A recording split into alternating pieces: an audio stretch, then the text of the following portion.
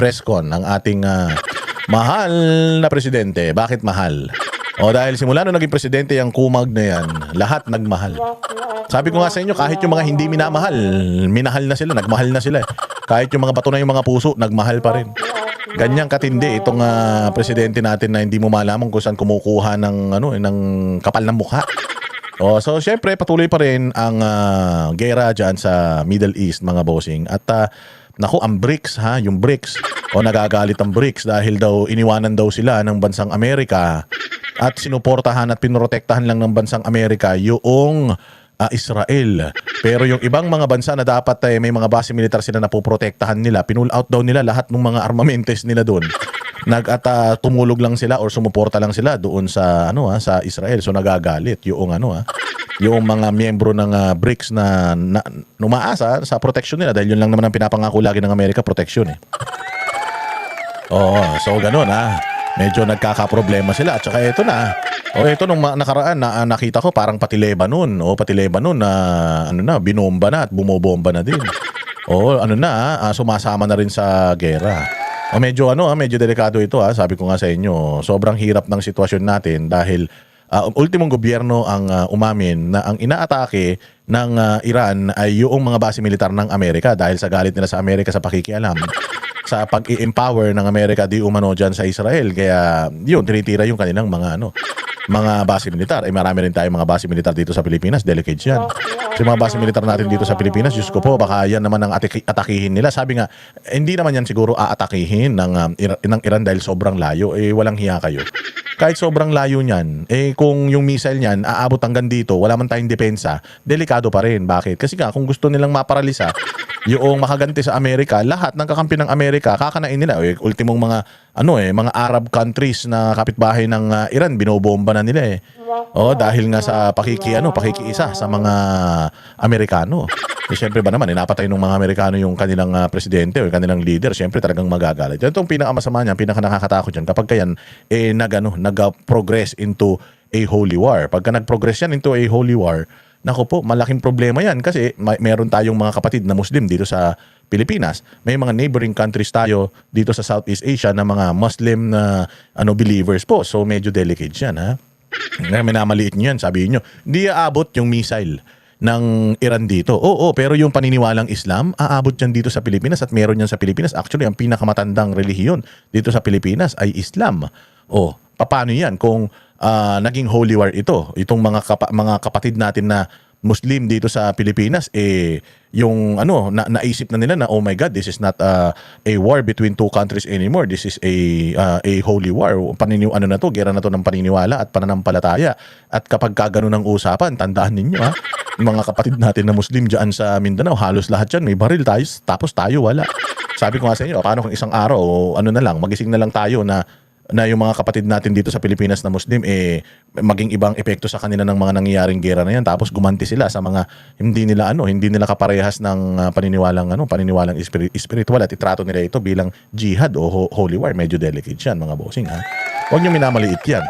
Sobrang delikado natin dito kasi lalong-lalo na merong mga tawag dito, base militar ang Amerika dito. Ang isang problema pa natin alam niyo, marami kasi akong mga kaibigan na mga Muslim, mga Islam, nakikita ko yung mga profile picture nila talagang they're kumbaga nakikisimpatya sila sa mga kapatid nila sa paniniwala diyan sa Israel, sa Iran.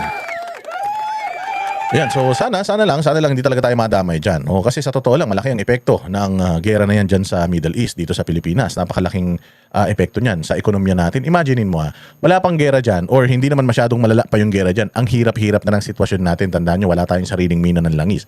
Karamihan ng langis at gasolina na ginagamit natin dito, dyan nang gagaling sa Middle East. At binobomba ang Middle East ngayon. So paano na yung ating ekonomiya? Lalong-lalo na ganito pa naman katanga.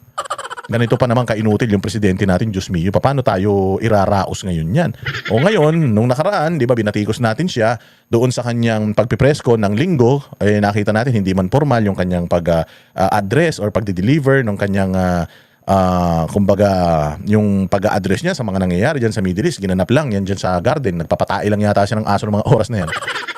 Hindi man siya nagbihis, hindi man yata nanligo, nanlalagkit parang yung damit na yun, ilang araw niya nasuot Oo, so hindi man lang proper, nagpunta man lang sana siya sa opisina or diyan kung saan man siya nandoon. Siguro naman may lamesa diyan.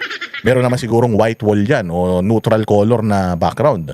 Pwede naman siguro siyang sumandal doon tapos saka siya nagpakuha ng ano, lagyan siya ng mga ilaw para magmukha siyang buhay.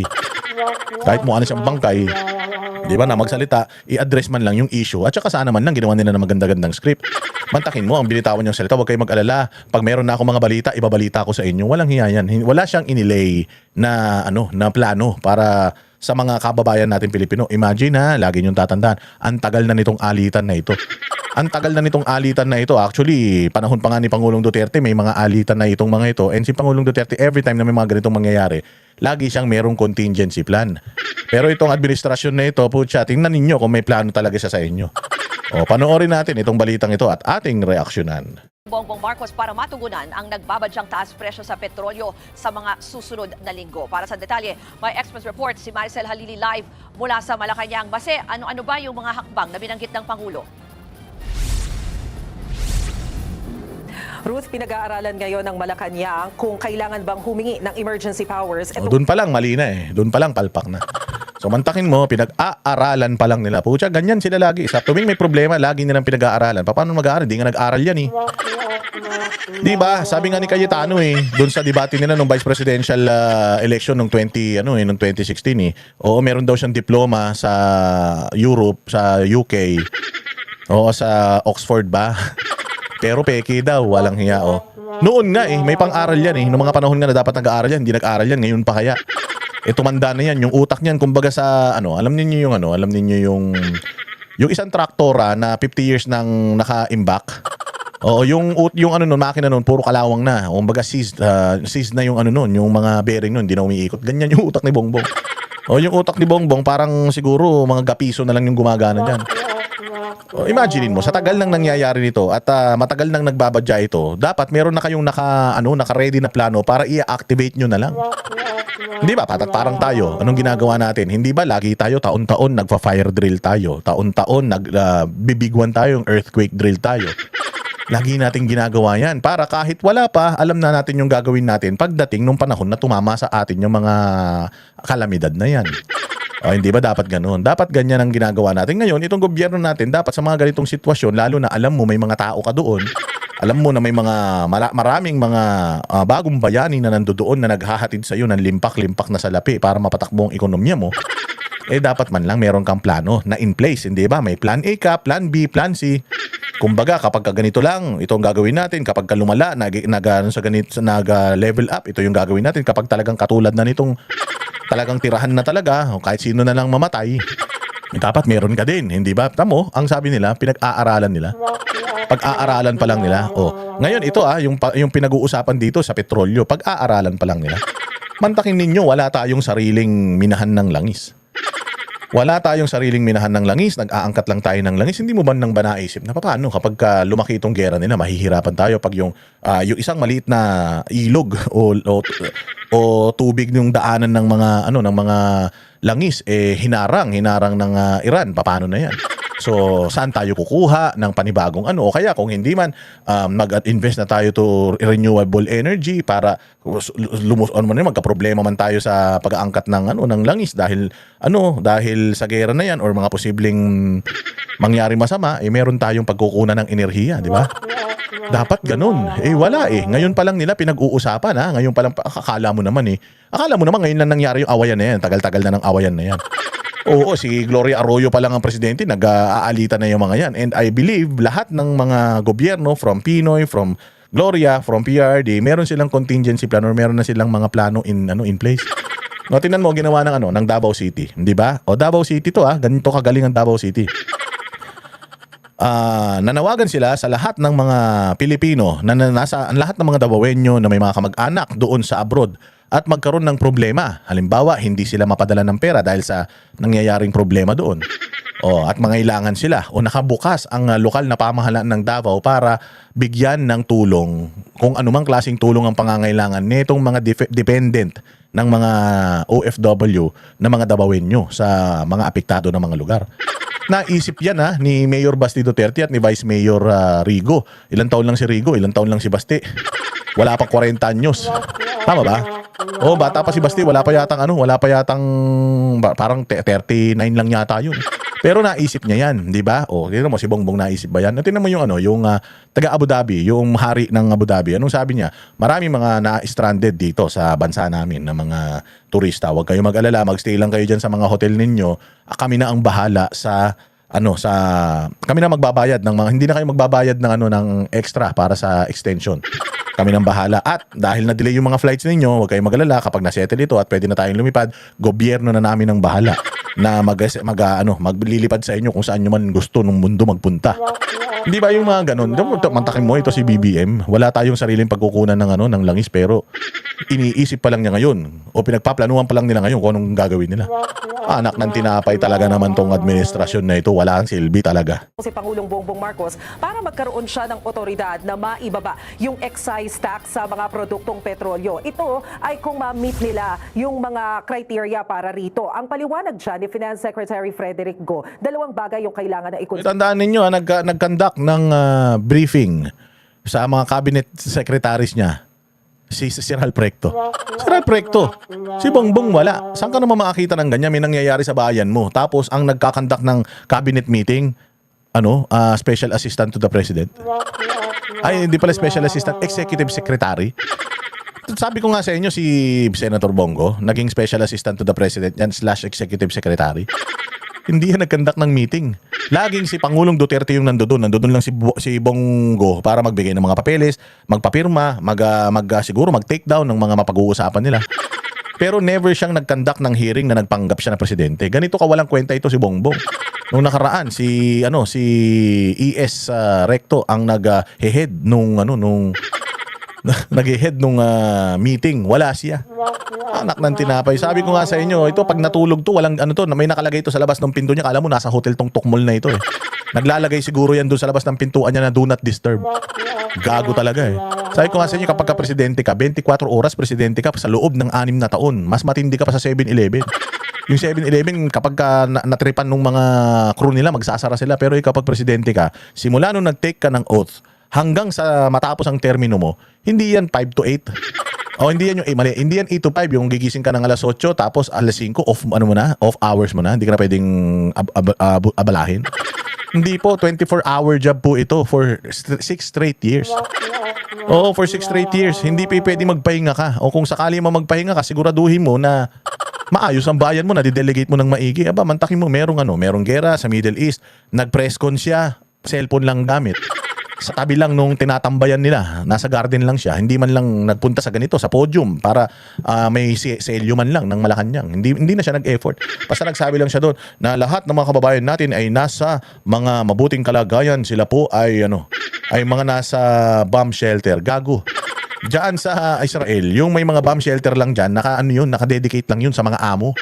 Hindi yun naka-dedicate sa mga trabahante nila, tanga-tanga nito. Walang saan ka makakita ng bansa na merong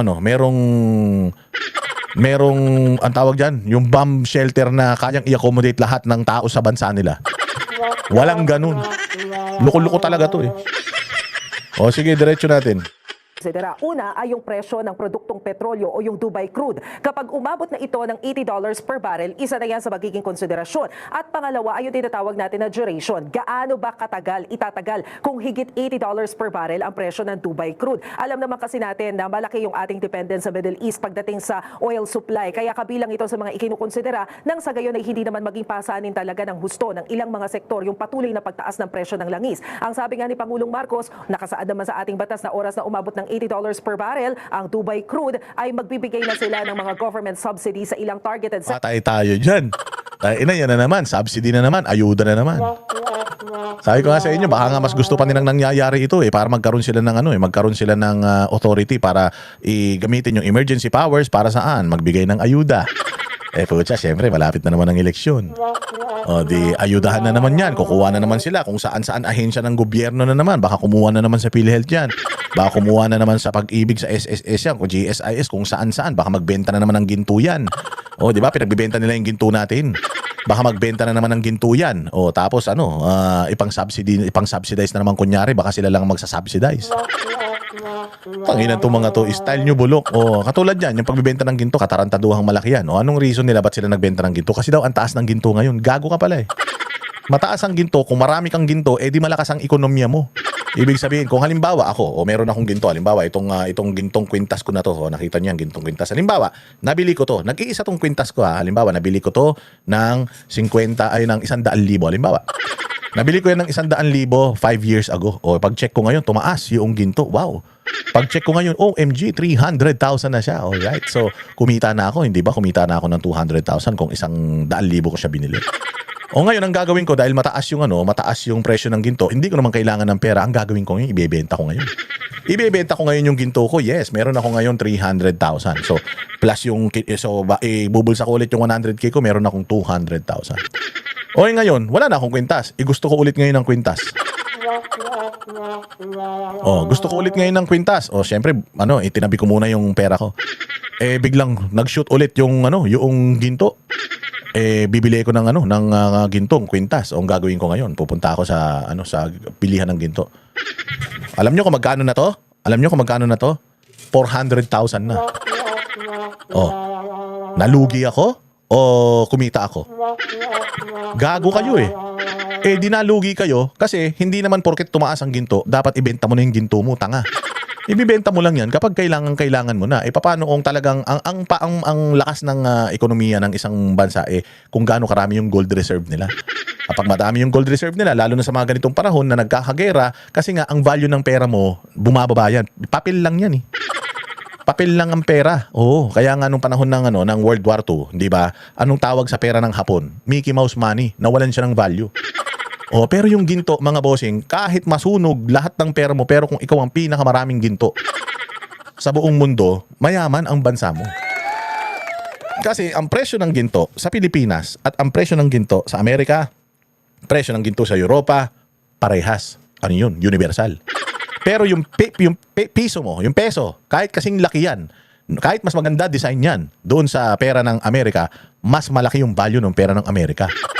Kaya pinakawais na mag-invest ka sa ginto. Pinakawais yan. Bakit tayo nagbenta ng ginto? Putang ina niyan. Tapos itong pinakamasama. Saan nila dinala yung pinagbentahan ng ginto? Wala. Hindi nila masabi kung saan. Di ba? Yan ang impeachable offense. Yung hindi mo maipaliwanag saan mo dinala yung perang pinagbentahan mo ng ginto. Tapos ang ini-impeach ninyo si Inday Sara, mga gago talaga kayo eh. Sinasabi ko sa inyo, mga wala kayong utak eh. Sectors, kabilang na nga dyan yung transportation at yung agriculture sectors. Pero ang pagtitiyak kanina ni PBBM sa kanyang pahayag, meron pa tayong sapat na supply ng petrolyo sa susunod na 50 hanggang 60 days. Pero panawagan pa rin nila, partikular sa mga ahensya ng gobyerno, na gumawa ng paraan para sa ngayon pa lang makapagsimula na tayo makapagtipid sa paggamit ng kuryente nang sa gayon ay hindi naman masait yung ating supply. Narito ang magkasunod na pahayag ni Pangulong Bongbong Marcos at Finance Secretary Frederick Go. I am going to talk to the leaders in both the House and in the Senate to maybe this is not yet a sure thing, but this is something that we are discussing. Hindi pa sure. Tangin na nandiyan ka pa. Umalis ka na dyan. Wala naman palang kasiguraduhan sa'yo. Walang hiya. Ikaw bilang ama ng ng bansang ito, extreme measures ito. Mag-commit ka sa tao. I will do my best. Papapayagin ko ang Congress at Senate. Kasi ang importante rito yung buhay ng mga Pilipino, and kung kailangan na i-approve na yan ngayon, ipapa-approve natin yan kasi nga importante yan sa atin, buhay ng Pilipino nakasalalay dyan. We are not sure if this is a sure thing. Hindi daw siya sure, pero tatry niya. Paano kung hindi pumayag yung mga yan? Di nga na, kami na naman ang kawawa. Wala ka talagang backbone wala ka talagang bayag Walang hiyang presidente na ito And it could be helpful is to give me, the President, the authority to reduce excise tax on petroleum products should Dubai crude exceed $80 per barrel. Let me assure everyone that we have sufficient supply of oil. Ulul! Hindi sinasabi nyo, meron tayong sufficient supply ng agriculture products, may sufficient supply ng sibuyas, may sufficient supply ng bigas, sufficient supply ng bawang. Pero putya, ba't kayo nag-aangkat? Hindi ba? Style nyo bulok na naman yan. Sufficient. Pucha, manluloko ka eh. May maniniwala pa ba sa'yo? Meron tayong stockpile that are approximately 50 to 60 days. I'll use earthquake na lang as an analogy so that it's easy for all of you to understand so that we don't overreact. Even an earthquake, for example, of very, very high intensity, but if the earthquake's only 1 second, walang mangyayari. Okay, but a low intensity earthquake that lasts, say, 6 hours, tumba ang building. Okay, so it's a combination of price and duration, just like an earthquake, intensity and duration. Utangin ng analogy. Akala mo grade 1 ang pucha, oh. Walang iya, ipapaliwanag mo lang naman kung gaano magiging katagal itong gera na to na yan. Pero dapat bilang isang gobyerno, lagi yung iniisip yung worst. Oo, lagi yung iniisip yung worst case scenario. Laging ganun. Pag nagplano ka, laging may worst case scenario. Oo, kasi sabi nga nila, if it will go bad, it will go bad. Oo, ano nga palang Murphy's Law yata tawag dun eh. Diba, Murphy's Law yata tawag doon yung kahit anong pilit mo, kahit anong gawin mo, perfect yung plano mo at gaano ka kasigurado, if it will go bad, it will go bad. If something's gonna happen, something's gonna happen. Hindi mo yun makokontrol. At dapat, if that happens, meron kang contingency plan, meron kang plan at in place if ever that happens. Ngayon, sinasabi nito is parang hindi, depende kasi yan eh. Depende kung magtatagal yun o kung mabilis lang yan. Huwag kayong mag-alala. Huwag kayong mag-alala. Wala kayong mga utak pare-pareho. Paano hindi kami mag-aalala? But more than the oil price hike, mas concern ngayon ng pamahalaan yung kaligtasan ng mga kababayan natin na nasa Middle East. Sa pagtataya nga ni Pangulong Marcos, more than 1,400 Filipinos yung gusto nang magpa-repatriate mula dyan sa gitnang silangan. Nakikita nilang pinaka-delikado para sa mga Pilipino ay yung ilang areas dyan sa Israel. Ang problema, kahit na magpadala tayo ng eroplano sa kanila, wala namang bukas na paliparan. Delikado rin kasi kung halimbawa mapayagan na mapalipad yung ating mga eroplano, ayaw naman ni Pangulong Marcos na matulad daw tayo dun sa naunang insidente ng jet plane o fighter jet ng Amerika na accidentally ay napabagsak ng Kuwait. Baka mamaya matarget din tayo na aksidente rin. Ayaw din naman nating mangyari yan. Pakinggan natin ang sinabi ni PBBM. Although that will be the best option that we will have in the immediate future. Dahil nga kinakatakutan pa natin yung Akala ko ba BBM, kaibigan mo yung Amerika?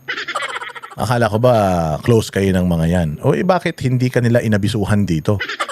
Hindi ba, bilang kaibigan mo sana yung Amerika, abisuhan ka man lang sana nila na lahat ng mga kaalyado nila na bansa na, BBM, marami ka bang mga residente doon sa Israel ay sa Iran? Kasi gigirahin namin yan. Ngayon pa lang, ilikas mo na yung mga tao mo. O ikaw, Vietnam, ikaw Brunei, ikaw Japan, marami ba kayong mga tao doon? O ngayon pa lang, ilikas nyo na kasi aatake kami. Wala bang gano'n? Kala ko ba tropa pits mo yan? So imaginein mo kakampi mo ang Amerika. Binobomba ng Amerika yung Iran. Ilan taon Pilipino nagtatrabaho doon? Samantalang yung Amerika, nagsalita sila kamakailan lang na if you know Americans, sabi nila, no Americans all over the world ang dapat na masaktan. Ganun nila minamahal yung kanilang mga residente. Pero ikaw, kaibigan mong Amerika, binobomba nila yung Iran, pucha, hindi ka man lang inabisuhan. Hindi ba? Dapat man lang kahit papaano, sasabihin mo sa presidente ng Amerika na, oh sir, bomban muna naman yan. Marami akong mga OFW dyan, di mo man lang ako sinabihan, di sana maaga nakapaglikas ako ng mga tao dyan, yung embahada ko. Di sana nasabihan na kapag text blast na kami sa mga Pilipino dyan na bobombahin, kaya umalis na kayo. Binobomba nyo na ng ganyan. Di natin alam kung may mga tatamaan na mga kababayan ko dyan. Kung mahal niya yung kababayan niya, ganun ang gagawin niya. Kasi si Pangulong Duterte, advance mag-isip yan. Nakikita niya na yung sitwasyon. Sabi ko nga sa inyo, nagbigay nga yan ng travel, ang tawag doon, yung deployment ban sa Kuwait noon eh. Kahit na maraming mga Pilipino ang medyo nalungkot dahil syempre, yun lang ang kabuhayan nila eh. Yung magpunta ron sa abroad, kahit nga daw delikado, susuungin na nila kasi mamatay sila sa gutom. Tas ito pa presidente, walang utak. Gagawin ni Pangulong Duterte yan at all costs, sabi nga nila. Regardless kung halimbawa walang airstrip o hindi ka makalipad. Anong gagawin mo? Ang tanong, nasaan na yung embahada mo doon? Yung embassy mo doon, baka nauna pang umuwi dito yan ha? Sana man lang nagsabay ng 5 Pilipino para kahit paano may nailigtas siya, hindi ba? Pero yun nga, ang trabaho ng embahada doon. Ang trabaho ng mga embahada natin is alamin yung mga sitwasyon ng mga Pilipino and then kausapin yung bansa na yan. Nandun siya sa Abu Dhabi. Itong mga Pilipino, ililikas namin to. Saan ba pinaka-safe? Di ba? Oh, ganun yun. Kung hindi kayo makaalis diyan sa lugar na yan, at least ikukunin mo lahat ng mga kababayan mo, dadalin mo sila, kahit ishoot mo sila sa bulsa mo. Basta magkakasya sila, basta mapanatilihin mo lang yung safety nila. Pero dito sa sinasabi niya, walang eroplano, hindi naman tayo pwede mag-land travel, so delikado, dasal na lang kayo. Tanginan yan. Kanya-kanya muna. Pucha, pagalingan magtago. Total naman daw, pag may utang kayo, pag kinakatok yung bahay nyo, walang tao lagi eh. Sabi ni Bombay, oy, bayad na utang. Tapos sabi, wala tao. Oh, sasabihin nung kapitbahay, wala tao, nandiyan, tsinelas, dami, labas, oh. Lahat tsinelas sila sa labas sa pinto, oh. Pucha, matagin Chinese, Bombay nga. Hindi ba ganyan kayo pag hinahanap kayo ng pinagkakautangan ninyo, kahit nandiyan kayo sa loob, hindi kayo nagpaparamdam para kayong mga ahas? Oh, anak ng tinapay na yan. Ito, hindi ito. Ibang klase ito. Oh, parang sinasabi magaling naman kayo magtago pagka hinahanap kayo ng nangungutang. O magtago muna kayo para hindi kayo tamaan ng missile. Visit talaga niyan. Pagpalipad. So, ang advice na binibigay natin sa ating mga kababayan ay maghanap kayo ng safe place. Tangina kanya-kanya, di ba? Maghanap kayo ng safe place. Anak ng tinapay, yung ginagawa yung embahada natin dyan, yung ginagawa na binabayaran ng mga Pilipino dyan. Baka sila nakauwi na sa Pilipinas. Baka pag tinanong mo, kumatok ka sa embahada, tao po, kailangan po namin ng tulong. Nakalagay doon, sa pinto. Umuwi na ng Pilipinas, babalik pagtapos ng gera. Tayo na, nauna pa nilang iligtas yung sarili nila kaysa doon sa mga kababayan nila dyan. Anak ng tinapay talaga naman, oh. At doon kayo muna at you stay there and you stay in a safe place and stay indoors and stay away from areas of danger. Stay away from areas of danger. Anak ng tinapay, yung mga missile na yan, kung saan tumatama yan, bongbong. Tangina, lahat ng lugar sa mga bansa na yan, delicades. Sa dami ng missile na pinakakawalan, maniwala ka, putya, parang umuulan ng bakal ngayon dyan. So, ang gusto mo, stay lang kayo dyan, stay put lang kayo. Pag nabuhay kayo, swerte nyo. Pag namatay kayo, rest in peace. Ganun ba yun? Tanginan nga. Kawawa naman mga kababayan natin. Kayo kasi mga OFW, mga tanga kayo eh. Binoto nyo kasi itong ulaga na to eh. O, ayan tuloy. O. Ang tanong ngayon, Ruth, ay kung ano ba ang posisyon ng pamahalaan ng Pilipinas pagdating dito sa nangyayaring tensyon sa gitnang silangan. O, anong posisyon? Dito mo na lang malalaman kung matinong utak na itong tokmol na ito. Anong posisyon? Sagot siya ni Pangulong Bongbong Marcos, wala tayo sa posisyon para humiling ng tigil putukan dahil hindi naman tayo direktang kasama. Gago, di ba? Wala daw tayo sa posisyon para humiling ng tigil putukan. Ba't si Risa Ontiveros humihingi ng tigil putukan?